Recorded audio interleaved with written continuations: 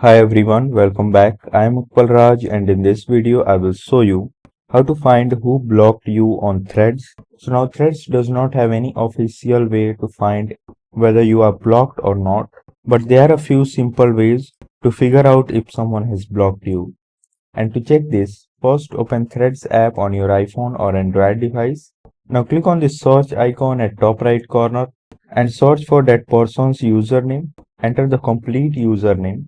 And if the profile does not appear even after typing the correct username, there is a chance that you may have been blocked. And after this, you need to try opening their profile through old conversation or anywhere else. So just check the conversation. If you have messages, then go to their profile section. And if the account appears unavailable or showing content not available, then that is another sign. Apart from that, you can also ask a friend to search for the same account.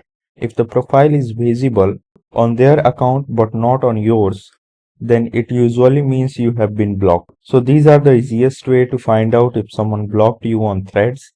If this video helped you in any way, make sure to like it, share it and subscribe to this channel. Thanks for watching.